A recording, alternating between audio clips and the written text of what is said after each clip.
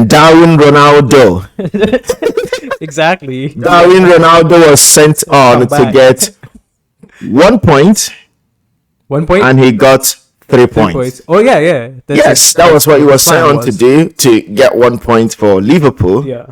And actually, he's now living up to the expectation of almost a £90 million signing for Liverpool in a second season. Yeah, it's starting to pay off.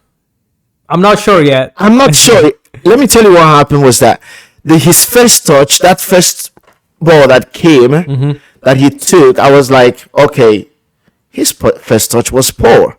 And then he came back, and then he couldn't get anything out of it. Yeah. But I think that stirred him up, and he scored two worldies of a goal the for finishing Liverpool. was outclassed, like world class. Like, it's not easy to finish from that tight angle. It was not easy at all. Especially against Nick Pope. He grounded it very well. If he was going high, of course he would not score.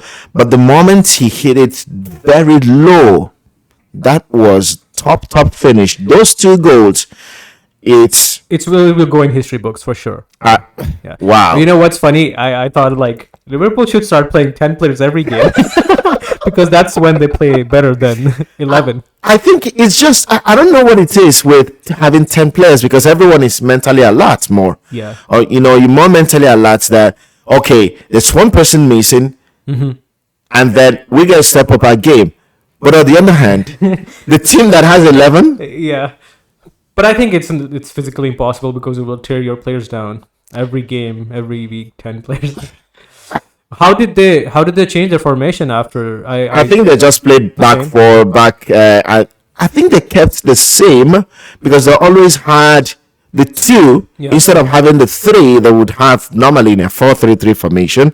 They only had Jota and then Mo Salah. Later it was then Darwin Nunez ahead with Mo Salah behind, and then Jota was, I think, 4-4-2. Yeah, 4-3-2. Right. Yeah. That's what they ended up playing. But again, Newcastle losing against Liverpool's 10 men. And if you remember, Arsenal had to play 10 men, and they had really hard time for like only 20 minutes. Yes. And Newcastle had how much? More than half, right? Yeah, more than half. Still, it's I don't understand. Either Liverpool put every inch of their blood in the game, or just Newcastle is too bad. Liverpool hit them more on the counter-attacks too. True. Because that's what will happen whenever you have a one-man advantage. You always tend to have more possession of the ball. But the moment you start doing that, and you're not getting out of it from your possession, because Liverpool will sit back. So once they sit back, they're waiting for you to lose the ball, or they have a point and place on the field where they're going to press hard on you and they hit you on the counter attack. Yeah. And they did that perfectly well today against the Newcastle. Yeah, and I think Liverpool also took a big risk. I think at the halftime they said, okay, we're not going to play passive. We're just going to play attacking. Yes. But if you don't remember, Newcastle had some chances. Yes, they had some chances. If they scored, they had some chances. End of the game. Yes. But I think Liverpool took a risk. Yeah, I remember that dribble from what's he called, Almiron on the right. He cut in, and then he shot, and then he hit the bottom post, and then came out, and that. And also when he chested, and then Alisson saved that. Yes. In the first half. Well, I don't know what Darwin Nunez was on, and but the bigger question is I think everyone is asking he's gonna start playing 90 minutes. Which we heard. We had that right from Klopp when he talked about it. He said, I mean, no player is happy to be on the bench. Yeah. But again, he said this is a complete new team, especially with regards to key players. So Darwin Nunez in his position, he still had players that he was playing, he's not even ahead of them in the pecking order, in last season. Gakpo came in, he was ahead of him. Mo Salah, of course, you never bench Mo Salah for Darwin Nunez. Jota brings something different, which is driving the ball, dribbling. He can score different types of goals, even very good with his head. But I don't know. Luis Diaz. Yes. Diaz as well is there. So you've got the 3 goals. Yeah. circumstantial because Liverpool needed it. Imagine if Liverpool didn't lose Van Dijk to the red card. Do you think that Darwin Nunez will be playing that many minutes No, I today? don't think so. I don't think he would be. It's purely luck. Again, exactly. Now, seeing that, okay, Liverpool is down, so the men in front have been overworked. So let's refresh the front line, and then you bring in. This happens in football. Like some players don't get a chance until something lucky happens, and Exactly. they start like performing really good, and then they get in the spotlight, and it happens. It But happens. you know what's funny? Why I don't think he will be getting any game time or maybe starting games. Klopp said it already, right? Because he wants, they still have to play a lot of football. They're playing Europa League this season. There'll be cup games, so maybe there'll be times that he might start games or might not start games, whatever the coach decides. Yeah. But why I think he might not even get that is that the guy that got the red card is a centre back. If it was a striker that got the red card, then you say, oh, he might replace him in the next game, right? True. But it's the centre back that got the red card. So next game, they're going to play either Matip and Joe Gomez or Konate if he's back fit, But I was going to say, what if Musala leaves? Then does he get 90 minutes? I think he would get. Then he would be a point striker. Yeah, he would be the centre forward. I mean, they're proper number 9. Who would play in the place of Musala? I don't think they have any. I mean, they don't have a replacement for Mo Salah, so to say. Yeah. But they have players that can play in that position. Gakpo can play in that position. Diaz can play in that position. Actually, Diaz can play. Yeah, so he will have Diaz, Gakpo, and Jota or Nunez. Either one of them have to stay off. Yeah. But again, Mo Salah is the irreplaceable at this point, hence he's still in the team. But if he ever leaves, then he might get more playing time. Well, that's up to them. I think Musala will always get, even if he stays, he's always going to get more time for sure. You're not going to bench anyone for Mo Salah, except he's injured. I mean, he got angry, remember, in the last game? Yeah. But again, it doesn't mean that he's not going to start the next game. Because again, what we're talking about is if Nunez is going to start games. Not if he's going to get playing time. But the question was if he's going to start games. And Klopp said no player is happy to be on the bench. So him making the bench is just certain. But will he start a game? He will still have to convince. Yeah. He has to do this consistently. Because that's the thing. If you don't... He's going to get maybe 40 minutes next. And then if he still performs, then I think that's what's going to happen. Yeah. Again... Sometimes we coaches, we have to try to see, a player comes in a game, performs well. Yeah. Next game, you give him some extra time to spend on the pitch, see how it performs. If it performs well, these are how players get into the first 11 of a team. But again, you have to displace the guy that is ahead of you by doing what he's not doing. And in this case, he has to keep scoring the goals. So what if in their next fixture, he goes blank? He's back to square one. Yeah. Right? But anyway, that's enough of Liverpool and Darwin Nunez Ronaldo phenomenon. He'll be happy tonight. But yeah, unfortunately for Newcastle, it takes a turn. And if you look at the table, I mean, I don't know, but I think just Klopp outclassed what's he called again? The Newcastle coach. Eddie Howe. I think he outclassed him. He did. And that also comes from experience. That also comes from hierarchy as manager. I would say that. But again, it also comes from how much the players wanted to win. And if Newcastle had been more robust and more,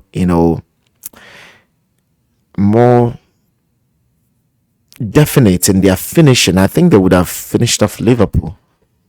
Yeah. Again, remember when we did the first episode, you asked me who's going to be the title contenders. I said Newcastle.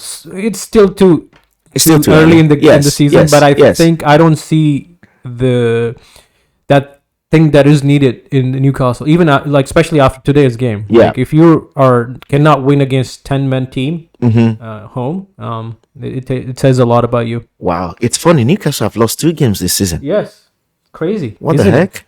one City, one Liverpool. Oh, yeah. That's true. Yeah. Okay. Well, they lost against two very big teams, and title contenders. In our opinion, Liverpool is a top 4 now. So yeah, I can say I'm sorry for the next team that is going to play against Newcastle, because they would need to. They would need to win, definitely. And I intentionally did not put them in my.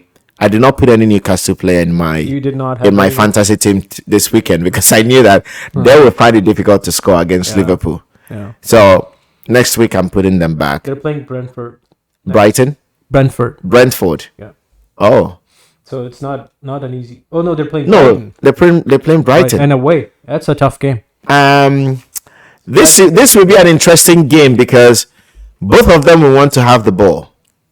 Yeah. Both of them will want to have the ball. Newcastle had the ball. They kept the ball, but they couldn't do anything out of it. Yeah. We'll come to Brighton, who had 78% of the ball. Yeah. And could not get anything. That's the classical definition of possession means nothing. I mean, okay, let's just go to that game, actually, because that tells us that having possession of the ball without an end product is no guarantee for you to win a game. And I think West Ham and David Moyes scored Brighton on counter-attacking football. Exactly. They were really just waiting for those moments. They were just waiting. They knew when to nick them in, when to go hard, win the ball. I was watching the West Ham defensive line. It was almost back six. Yeah. Back six. And when it's not, it's a straight back 5 with 4 in the middle or 4 in front of the back 5 and then 1 in front. How are you going to penetrate? It's very, very hard to penetrate that. And that is what Chelsea ran into last weekend when they played West Ham. Exactly, yeah. They could bring the ball on the sides, but it was really hard to bring in the ball. You cannot go through the middle. And when you cannot go through the middle, it's hard for you to score against a team like West Ham. Because if you keep putting on crosses, they have Zuma. And they have tall defenders. They have Zuma. They have Angelo Zuma, right? Yeah, no, Zuma, this is second season or third season with them. And they have Emerson from Chelsea. And then they have Vladimir Kufal on the right. These are strong defenders, good height. And then they had Edson Alvarez, the Mexican new holding midfielder they bought. He also has very good height. And then they have Lucas Paqueta, Thomas Soucek, Gerald. These are strong physical players. Yeah, James Ward-Prowse. Like I'm amazed. I'm actually looking forward to his free kicks and like set pieces with West Ham. He destroyed Chelsea with corner kicks. Yeah. He destroyed Chelsea. I think West Ham is back in the business. I think so. Yeah. But remember, yesterday you asked me, are they going to win the title? I think no. They will not end in top 4. No. But I think they have learned from last season. They have learned from last season because they played in Europe this last season and they're in Europe this season. And they won in Europe. They won in Europe. Yeah. The glorified Conference League, fine. Chelsea. But winning is winning still. Yeah, definitely. You got to go through that experience, and why that is a good experience for them is this: that they will come back. They are in this season knowing that they are playing 2 major competitions besides the cup games, the domestic cup games. Right. The FA Cup and the Carling Cup. The League Cup, and. So they have had that experience of playing in Europe and also they've experienced how difficult it could be to play in Europe and to play in the league. And they have also signed, which player have they signed? They have also signed Mohamed Kudus. Yes, from Ajax. News from today. So they are growing. They are actually increasing the depth in the squad, and having Kudus, Ward-Prowse, Edson Alvarez. These 3 central midfielders these are attacking and holding midfielders. They are very good, very, very good players, and they will give a lot of depth to the team. Soucek will be rested because he had worked tirelessly for West Ham, the past 2 seasons or 3 seasons that he has been with them. So he can now, Lucas Paqueta as well. Yeah. So Lucas Paqueta is good in coming into the box. Like he is good. Dribble. He is good. He's good on the ball. Yeah. That thing that these Brazilians are known for, having flair and on the ball. When they're on the ball, have this confidence. They are it's just second nature. Yeah. So I think West Ham would be a tough skin to bite through this season. Yep. And because the depth they are creating, and also they are buying quality. Sure. Yeah. They are buying quality players. They're not going like Chelsea buying everything that they see in the market, which is Chelsea's problem. You and I. Yeah, I think that's where the scouting comes in, and if it's influenced by the owners, then it's not a good scouting. And I think that's the problem with Chelsea. Yes, someone else is influencing the decisions from the top. That's correct. That's correct. Brighton is really good at scouting too. They are. Yeah, they are. That's what differentiates good versus average. Again, looking at the Brighton and West Ham game, we've talked a lot about West Ham, but looking at Brighton played everything they could. The only thing that they could not do, take a shot. Yeah, the one goal they had was, I think, was a mistake from... It was also a shot, but I think that's where Chelsea failed, and that's where Brighton failed. Yep. Brighton did better than Chelsea because they took a shot. I think it was out of the 18-yard box. No, it was inside. It was inside. Okay. And I think I saw the replay. West Ham defenders were taking it easy at the point, and the goalkeeper was... I think what was happening at that time was that... It's very late in the game. Yes, and again, they were tired. They were already running out of gas. Again, there are two sides to the game, right? I was telling some of my players the other time, I said, there will always be a team that has possession, and there will always be a team that is a counter-attacking team. Yeah. You cannot have two teams that have possession at the same time. Because if you get one thing, you lose the other. Yes, you get one, you lose the other. Yeah. And I think West Ham ran more, but oh my goodness, they had 7 longs. And they stayed in the game. They dug deep in the game. When Brighton scored, it was of no use anymore because the game was already finished. Yeah. But West Ham stayed, worked hard. They were sprinting. Look at Jared Bowen's goal. Yeah. Look at from where he was sprinting from. Yeah. And that is a perfect example of a counter-attacking football. They can always be threat, no matter how much possession you have. No matter how much.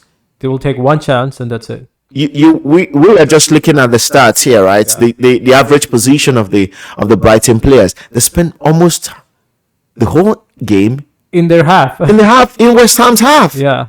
But what happens with that? When you hit on a counter attack, how much can you sprint back? Yeah. And there's a different feeling when you are going on a counter attack. The speed with which you go on a counter attack than when you are running back to defend. To defend the counter attack. Same thing happened with Chelsea. Yeah. Antonio was running like crazy. And that brings back to the discussion we were having that now there are a few teams that have proper number 9. I think West Ham has it too. West Ham have it. Nottingham Forest has it too. Yes. And they just do their job. They're there all the time. That's correct. And that's why whenever they have a chance to score, they're looking likely more to score. City. Even Nottingham Forest, Awoni. Yep. West Ham. Which other team right now can you say have a proper number 9? I don't see. Liverpool today had the proper number 9. And Liverpool, Darwin, Nunez, Ronaldo phenomenon. He put on the number 9 cloak today. Proper number 9. Newcastle have one, but he's always on the bench. That is Wilson. Oh. Isaac is not a number 9. He plays from the side. Right. Yeah. He comes in from the side, but he's so quick and he's good on the ball. Right. His ball handling is very good. So that's sets him apart. Yeah. But when Newcastle needed a goal today to have a proper number 9, I think it was already late. Or maybe, Liverpool was right on them. Yeah. But... Yeah, once they scored, they equalized, it was already over for Newcastle. Yes. Because mentally, Liverpool showed them, hey, we can score 10 men. That's correct. It takes a toll on you. That's really right. Yeah. And again, this tells us how the season is going to be full of surprises. Yeah. It could be a season of number 9 this year. Who knows? It will be. It will definitely be, because I will always say this: if you have a striker and he's always out of the box, I don't know how you're going to get your goals. Yeah. And that is my problem with Chelsea at some point. Yeah. Now, Jackson scored against Luton Town. Mm-hmm. Where was he?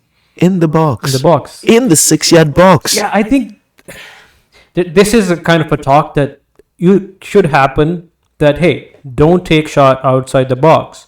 And I don't like those teams who take shots outside the box. They are golazos. If they score, they are good. That's what we call the I mean, there's that I like the beauty of a long range shot and long range. And like you get the oh, that's a fantastic goal. I understand that. Yeah, but it's not always like that. But good right? teams, great teams, they don't take chances outside the box. Like look at Man City, they take inside the box. Yeah. Their first priority is to bring the ball inside the box. Yes. Yeah. And that's where their number 9s come into action, because they are always in the box. Yep. They're always in the box. They're always in the box. 18-6, 18-6, 18-6. And that's how they get their goals. Wilson, this Newcastle centre forward, most of his goals have been in the box. He gets in the box. Yeah. The wingers come in, they drive the ball in the box. They get the goal. Jackson scored for Chelsea. Yep. Crossing from outside into the box. Mitrovic always was in the box. Will always be in the box. Yeah. I think, again, I tell my players, I need players in the box all the time. I need 2-3 players in the box when we have the ball. When we don't have the ball, okay, let's do what we have to do to get the ball. Yeah. But so when we have it, especially if we have the upper hand in the game, get in the box. Get in the box. Mm-hmm. Don't be anxious like, oh, I need to get into the game. Play out, link up. It's that's good. Yeah. But if the cross is coming, I think Chelsea watched their last game against West Ham and saw that all the crosses that were put in, that there was no one in the box, and that was why they did not get goals. This time around, Jackson, and there's nothing good. It feels so good that your number 9 is scoring. Mm-hmm. Everyone else can score, but it feels so good that your strikers are scoring goals. If your strikers are not scoring goals, it's just your midfielders and your defenders. There's something wrong, and I think coaches are getting to to see that. I mean, City will always do it. Yeah, and I think when your number 9 scores, it also scares the other team too. Yes, especially center. Yes, the centre backs are always alert. How I'm gonna deal with this? Yes, it's something for them to worry about, and that takes us again, as we're talking about City back in business, back to where they belong. The only team with 3 out of 3. The rest struggling with a draw. West Ham looking to be a Champions League team, and Tottenham back in the mix. A draw, 2 back-to-back wins, up there. And I think Tottenham has got a good player. What's his name? Maddison. Yeah, I mean he's a playmaker. But again, you cannot replace Kane. Oh, for sure. The thing here is who's playing for number 9? I think Richarlison is in that position. No. That's the thing. He doesn't score. They're still winning, but he hasn't scored. I think he scored only 1 goal last season. Hopefully he can score. Hopefully he will score for them, because honestly speaking, Tottenham, I don't know how, but from what I saw in their game, they have very strong midfield. Sarr and Bissouma, yes, who were not really in the team last season. I think Sarr came this season, but Bissouma was not really in the team. And now Maddison playing, in front of those 2 players, that gives them something to go and to go forward for. Again, their strikers need to start scoring. Son has not. I think Son is struggling. Because he's trying to find his position. Yes, I mean they're playing a 4-2-3-1 formation. Richarlison on top, Son on the left. The chemistry he had with Kane, that's gone. He's not coming back anymore. He has to have a relationship with Richarlison, which I don't know how it's gonna work out. Because Richarlison is a totally different player. He's a totally different player. And he could be selfish. I mean, because, again, maybe because he has not scored any the goals that is needed. Kane used to come back and do 1-2 with Son a lot. Yes, the link-up play is second to none. Do that. No. Kane is a complete footballer. He is. He is a complete.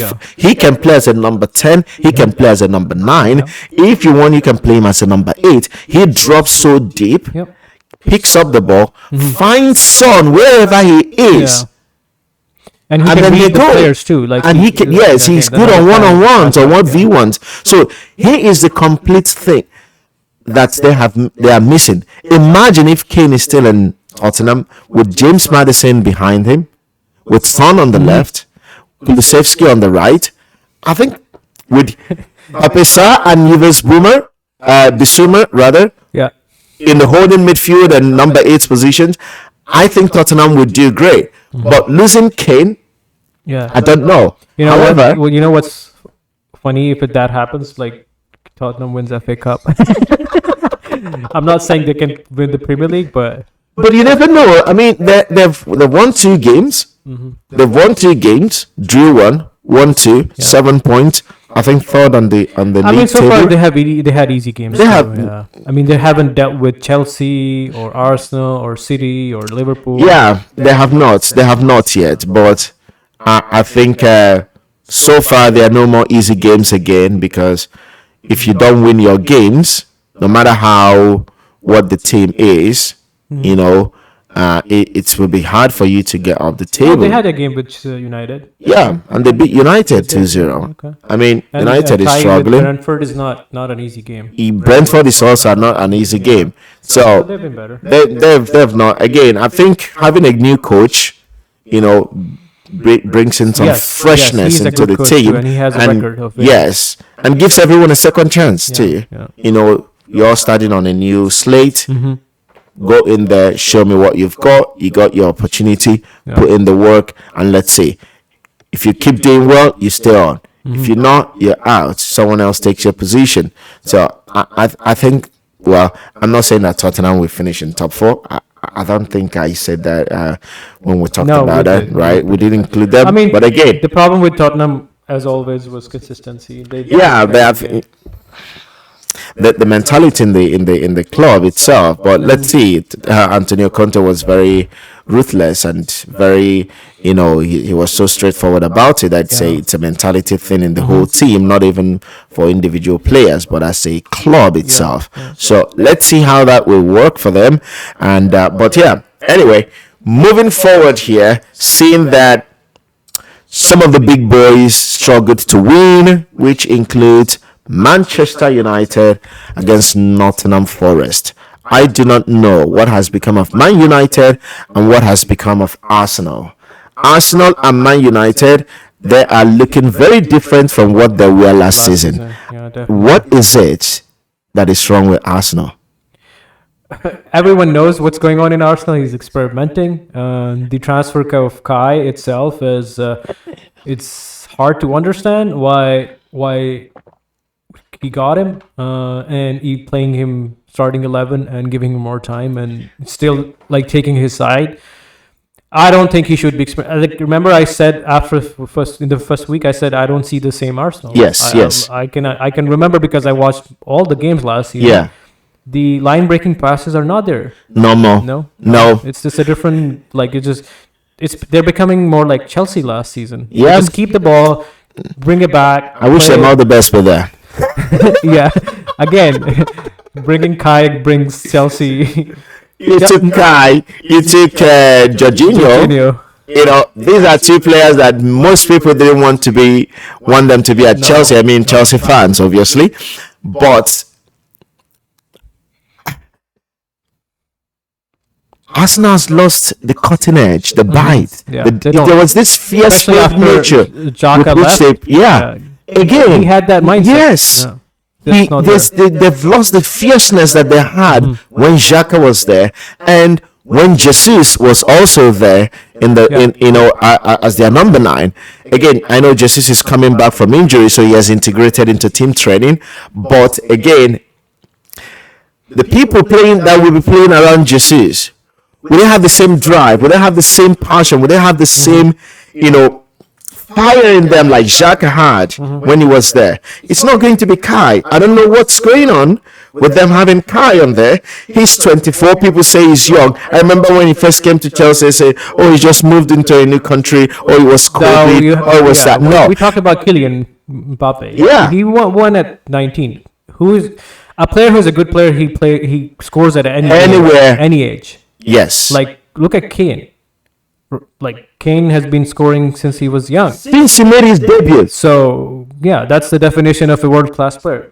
I don't, honestly, Arteta will have himself to blame if this team does not finish top four. I think Kai can play number 9 for Arsenal and the last 20 minutes. That's it. Yeah. Or maybe, Jesus should start, or Nketiah should start. Yes. And that's it. And the rest of the team, Rice is playing in place of Xhaka, and that's it. Exactly. Now, can someone tell me, or if you can tell me, why he's playing Thomas Partey on the right as a right back? And you can see the first goal happened. He cannot play in that position. He's not a right back. He's not naturally. He's not quick. Back. He reads the game differently. Yeah, he does not understand. As a central midfielder, it's going to take him like 5 years to play right back, and then he might be. So what is wrong? Sometimes, anyway, I will always say this: coaches, every decision we make is a risk. We take risk. Sometimes it works. Even sometimes Liverpool it doesn't made a work. risk today. It works out, but yeah. So far, it hasn't worked out. For Arsenal, no, they are not. Before you know it. They are in and they also draw now. Against 10 men. So yes, Fulham, right? Yeah. I mean, I listened to his interview. He's like, "Oh, I am satisfied because we were up 2-1, and the goal happened because it was it just happened." I mean, it's anyway. But they don't play like champions. No, not at all. I don't see them as title contenders. No, at the moment they are not title contenders. No. This first three, Man City is still. Yeah. I'm going to bite my tongue because I said Chelsea was going to win the league, but from what City has done, again looking at their game against Sheffield, Sheffield took the game to them as well in some parts of the game. So it was not even an easy game for them because Sheffield knows what it means to play in the Championship. And City has won 2 games without Kevin. Yes. So I mean, again, City is back. Winning 3 out of 3. We see how long they are going to keep that. The longer you win, the more chances you have to keep the title or to win the title. Let's see. Coming back to Manchester United, I think if they lose 3 more games, it's going to be the end of Ten Hag. They didn't lose the game today, but I'm saying if they lose 3 games in a row, this will be the end of Ten Hag. I don't see Man United losing 3 games in a row. Although the way they're playing, do you think any good team comes and this was Old Trafford though. This was Old Trafford and conceding 2 goals. Do you remember what happened? What Liverpool did to them last season? I mean, again, I still don't understand to this day that how did they finish 3rd? Because the rest were slacking. That's the thing. The rest were slacking, and when the rest are slacking, I mean, the team that is playing badly and winning will stay on top. Yeah. And that's what happens with Man United. Again, Man United lost the bites. There was something about Man United last season. They played differently. This season, I don't know what's wrong with them. The attacking line is blunt. I mean, last season they had the issue of they had Ronaldo, but this season they have no complaints. I mean, Ronaldo is old story now. It's the same team. They have this new striker. We'll wait and see what he's going to bring to the team. I think they're experimenting too with Onana coming in and trying to do. There's nothing to experiment. A goalkeeper of Onana stature comes into a team and plays football. Yeah. Your job is to make the save. Your job is to play with your feet if you can. If you cannot, I mean, most all Premier League all the top teams in the Premier League right now. You know what's funny? And play with their feet. The player who was bad last season is better this season. What's his name? Who comes in? Sancho's. Oh, Sancho. He was really bad last season. He's playing better this season so far. Again, definitely he has to. I mean, it's good to have someone that will always come to your rescue at some point. But Man United, some of the players they have, they don't deserve to wear the Man United shirt. That's my own opinion. Yeah. And I don't know why they. Honestly, I don't know what's the reasons behind some of the players they sign.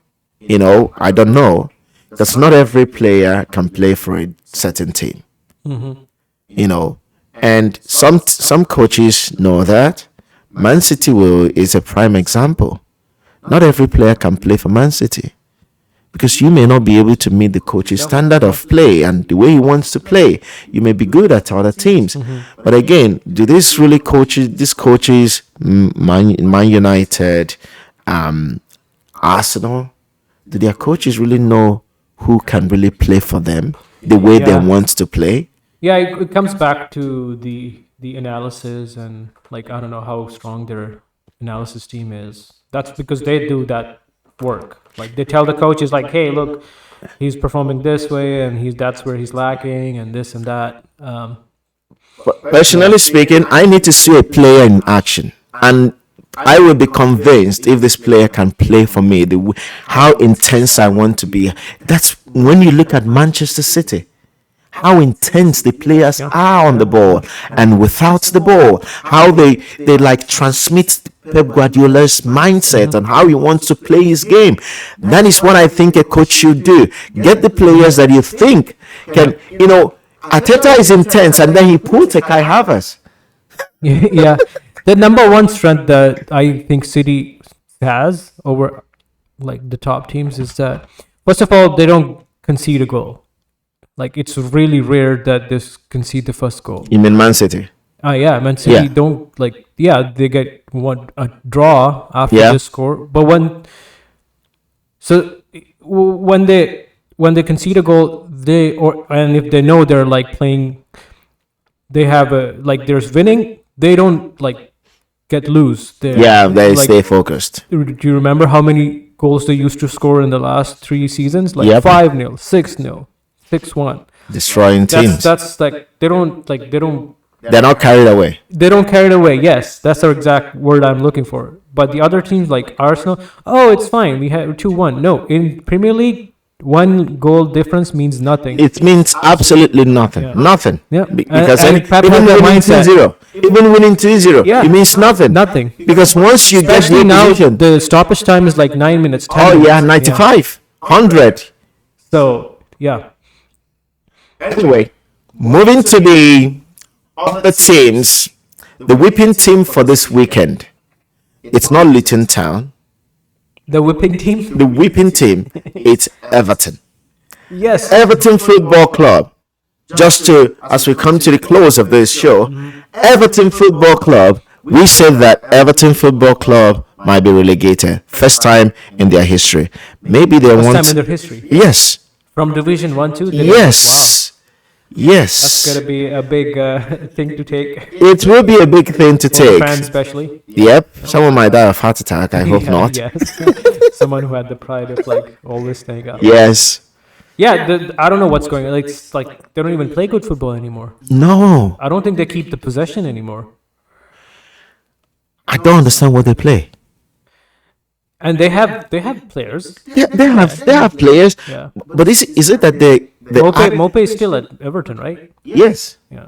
Is it that last season when Sean Dyche came in, he stirred up the team, he fired up the team, to be saved, right? To not to be relegated. Well, they were saved on the last day. They were, but the point I'm trying to make is this: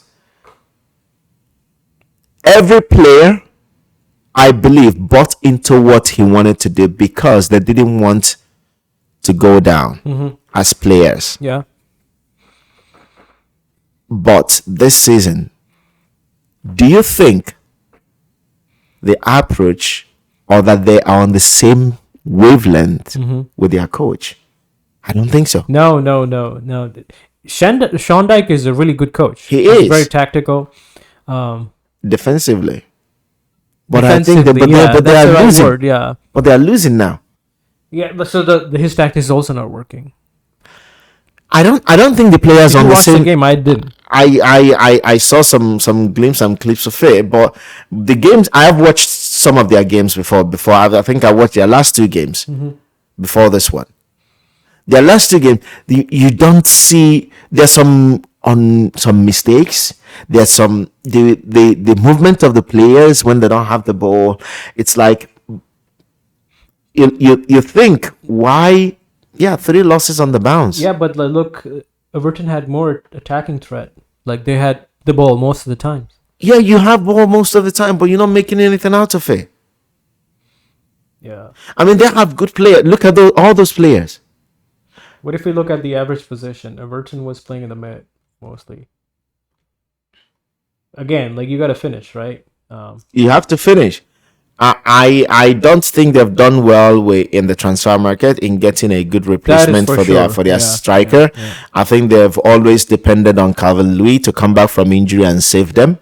You have to move on from that. A player that keeps getting injured, which it's inevitable, in the game of football. But you have to find someone that will compete with him, someone that will keep him on his toes when he comes back. Because if he comes back and like, oh, this number 9 position is mine, I belong here, and then again he gets injured again, you have no one to follow up or to back up. They have Arnaud Danjuma, but I don't think he's the right number 9 for them. I don't understand. You said that, and I agree that if they lose a few more games, that'll be the end of Sean Dyche. Sean Dyche might not survive the international break. Yeah. If he continues going like this, because Everton, the owners of Everton will not want to go there. They haven't scored a goal. They have. Look at that. 1-0, 1-0, and 4-0. 4-0. No goal. No goal, and you've considered how many? And conceding goals is it's just a recipe for championship next season. We saw that last season. Yeah, goal differences. Yeah. So that's the concern with Everton, that they are not creating, or they are creating and not making use of it,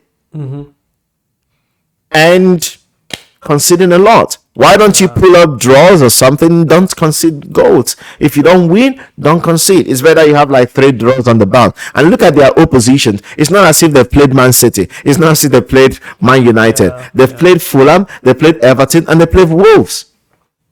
True. At least Wolves, they should have done better. Yeah. That's what you expect from Everton, to do well against a club like Wolves.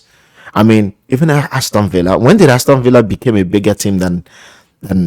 They played really bad in the first half of the last season, but then Emery came in and he made it. He did a good job. I mean, he's a top manager. But again, Europa League experience. Does not have the stature of players who play for like Chelsea, Man City, and Arsenal, and Liverpool, and Tottenham.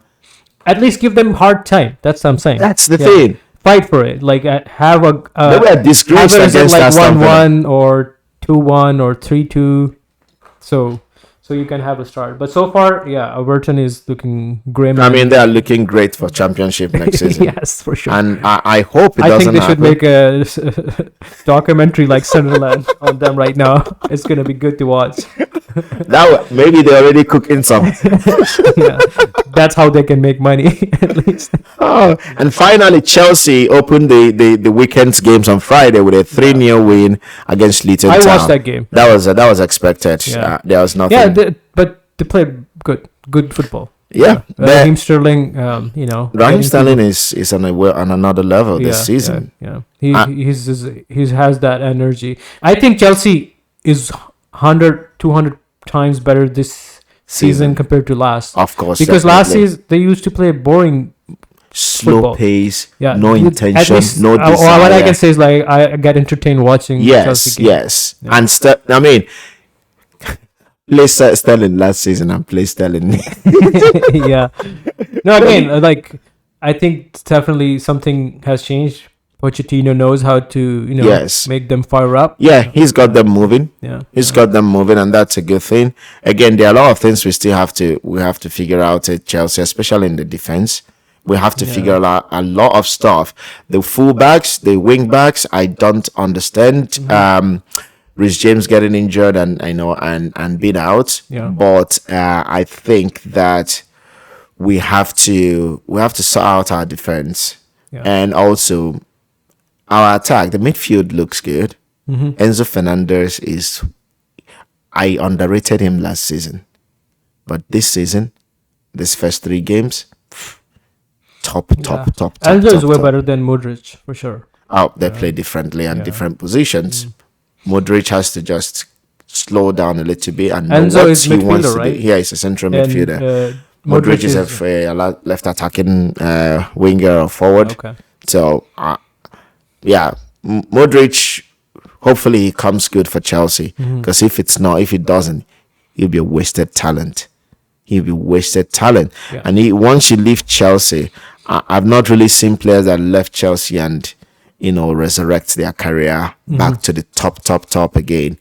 Because again, Chelsea is a very top team. It's a top team, So it's not as if they are coming from like Henderson when he went from Sunderland to Liverpool, and then up he went. So imagine if you leave Chelsea, wherever you go to, there's something that is expected of you. Yeah. So you might either keep to that level in Chelsea, or you go to another club and you go down. Yeah, Chelsea is, when you say top 6, Chelsea always comes in top 6 for the last in the Premier League. Exactly. Yeah. I mean, Eden Hazard is a prime example of a player that left Chelsea at his prime and went to Madrid. Could not replicate not an ounce, an atom of what he did in Chelsea. He could not even replicate one of it. Nothing. Jude Bellingham has already scored the same amount of goals that Hazard has scored in his time at... That's unbelievable. Well, I would ask one thing before we finish. Is Chelsea still doing transfer business? I don't know. I don't think we are in the market anymore. No. If we're in the market, we should. Like 2 days left. 2 days. Yeah. We should get a striker. Yeah, I think so. But maybe Broja might be the guy that he may be, using as a backup for Jackson. We need a proper number 9. And Jackson played on the left in Villarreal. He was not in the middle. Right. So what we need to do is to get someone in the middle. But if Jackson is going to play in the middle, he has to be in the box. Right. Especially when the wingers have the ball. He has to be inside the box. And let the midfielders do their job, bring the ball, get the wingers cross. Anytime we put in a cross, there should be someone to do a tapping, or at least to put some pressure on the centre backs and not have an empty space there. Yeah. So, but anyway, I think Chelsea is off the market from, wow. They might be able to sell players because the transfer window for Saudi Arabia is later, so they might be able to sell few players. I don't know who else they will be selling from the current squad, but again, it's funny. They might send quite some on loan, which could happen even after the transfer window closes. I think so. I can't remember how that works. I think Silva might end up in Saudi Arabia because of Neymar, because they're both Brazilian. Who? Silva, he's Brazilian. Oh, Thiago Silva. I don't think he's not going anywhere this season. No. Okay. He's not going anywhere. Did he play all 90 minutes? I think yes. He did. That's crazy. He did. That's good for him. It's good for him. Plays for Premier League it's good for him, but not always good for the team. Yeah. Because again, age. There's so much he can do, right? Yeah, there's so much he can do. Anyway, we'll still playing 3 at the back, so he has 2 young and quick centre backs on his right and on his left, so they can also cover him. He's world class. He's better than Van Dijk. Yeah. He's better than Van Dijk even at his age. When it comes to reading the game, lacks so much. Yeah. And Van Dijk is physically stronger than... He is. I mean, he's young. But... He's way younger. Yeah, and younger too, yeah. So why can't he be physically stronger? Yeah, no, just like... But again, he's taller, it's all in the head. Yeah. Silva is way ahead of him. But anyway, that's all we have for you guys this weekend. I hope you enjoyed it. And from wherever you're watching, please click the like button. Please subscribe. And leave your comments too. Yes, thank you very much. To listen from you guys. See you next week. See you next week. Ciao.